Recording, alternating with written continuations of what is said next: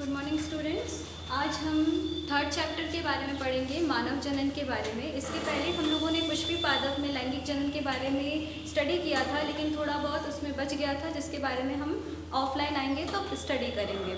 आज हम लोग नेक्स्ट चैप्टर से स्टडी कर रहे हैं सिस्टमेटिकली, तो आप इसका नोट्स भी बनाते रहिएगा क्योंकि मैं इसका PDF भी आप लोगों को सेंड करती रहूँगी। Let's start. मानव जनन, ह्यूमन रिप्रोडक्शन। मानव जनन के बारे में यदि हम अध्ययन करें तो जो मानव जनन होता है वो सबसे एडवांस या सबसे जटिल प्रक्रिया होती है।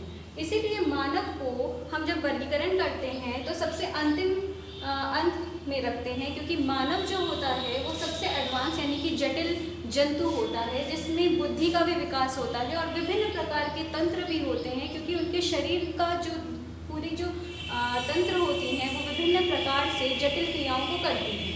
तो मनुष्य में जो लैंगिक जनन होता है वो बहुत ही ज़्यादा जो है जटिल प्रक्रिया है। मनुष्य में केवल लैंगिक जनन की ही प्रक्रिया होती है और वो एक लिंगी यानी कि यूनिसेक्सुअल होते हैं। एक मनुष्य में केवल एक ही जनन अंग पाए जाएंगे, या तो नर जनन अंग या तो मादा जनन अंग। जबकि अगर जब हम सेकेंड चैप्टर में पढ़ रहे थे पुष्पी पौधों में लैंगिक जनन के बारे में, तो उस समय पौधों में हम लोगों ने जब लैंगिक जनन के बारे में पढ़ा था तो देखा था कि उनमें केवल लैंगिक जनन 2 चरणों में ही संपूर्ण हो रहा था, नर युग्मक का निर्माण और मादा युग्मकों का निर्माण। इसके पश्चात ही उनमें निषेचन हो जा रहा था और उसके बाद निषेचन के पश्चात बीज का निर्माण हो रहा था। लेकिन अगर हम मनुष्य में लैंगिक जनन के बारे में पढ़ते हैं तो मनुष्य में जो लैंगिक जनन की क्रियाएं हैं वो कई चरणों में पूर्ण होती हैं। पुरुषों में जो शुक्राणुओं का निर्माण होता है वो किशोरावस्था के बाद से प्रारंभ होता है और वृद्ध होने तक चलता रहता है पुरुषों में। परंतु स्त्रियों में अगर हम अंड जनन की प्रक्रिया के बारे में बात करें तो अंड जनन की प्रक्रिया किशोरावस्था के बाद से प्रारंभ तो होता है, परंतु उनमें 45 से 50 वर्ष के पश्चात ये जो अंड जनन की प्रक्रिया है वो समाप्त हो जाती है। इसका अर्थ यह हुआ कि जो अंड का निर्माण होता है वो समाप्त हो जाता है एक आयु सीमा तक। इसके पश्चात हमको यह अध्ययन करना है कि मनुष्य में जो लैंगिक जनन की परिघटनाएं होती हैं वो कितने चरणों में बटी होती हैं। मनुष्य में लैंगिक जनन की परिघटनाएं, जो मनुष्य में लैंगिक जनन की परिघटनाएं होती हैं वो मैंने बताया था कि कई चरणों में पूर्ण होती है। सबसे पहले युग्मक जनन या युग्मकों का निर्माण। जैसे नर में जो नर युग्मक होता है उनका निर्माण। पुरुषों में जो शुक्राणुओं का निर्माण होता है उसी को हम कह सकते हैं नर युग्मकों का निर्माण। ठीक उसी प्रकार मादा में मादा युग्मकों का निर्माण। जैसे मादा में जब वे किशोरा अवस्था के बाद परिपक्व होना प्रारंभ होती है वयस्क अवस्था की ओर, तो उनमें अंड का निर्माण होना प्रारंभ हो जाता है और उस अवस्था को हम कह सकते हैं कि मादा युग्मक का निर्माण प्रारंभ हो गया। इस प्रकार युग्मक जनन का अर्थ ही यह होता है कि नर और मादा में विभिन्न प्रकार के युग्मकों के निर्माण की प्रक्रिया को युग्मक जनन कहते हैं। उसके पश्चात युग्मकों का स्थानांतरण। नेक्स्ट स्टेप, युग्मकों का स्थानांतरण।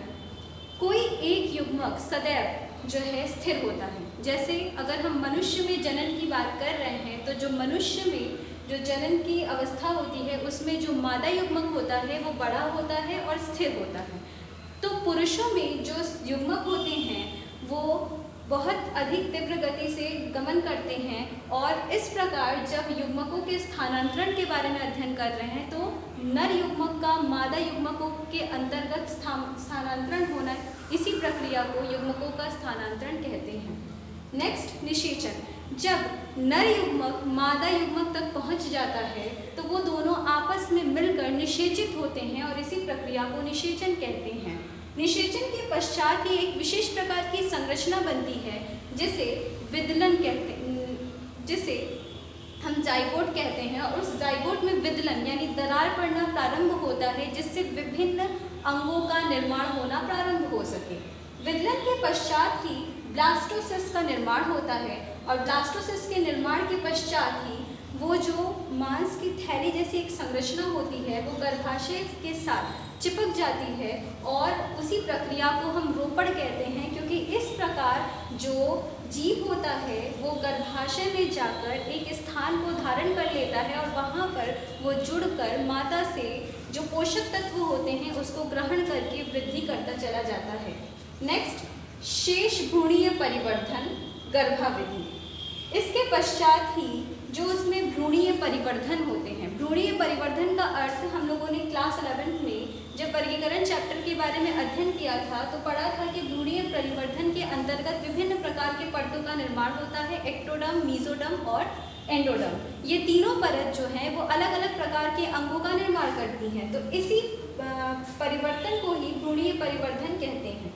इसके साथ ही इस विधि को गर्भाविधि भी कह सकते हैं, क्योंकि इस दौरान वो गर्भाविधि के अंतर्गत वो चलती रहती है किस प्रकार उस मांस के थैले जैसी संरचना में परिवर्तन होता चला जा रहा है और वो एक कोशिकाओं के थैले से शिशु में परिवर्तित होता चला जाता है। इसके पश्चात प्रसव व शिशु जन्म।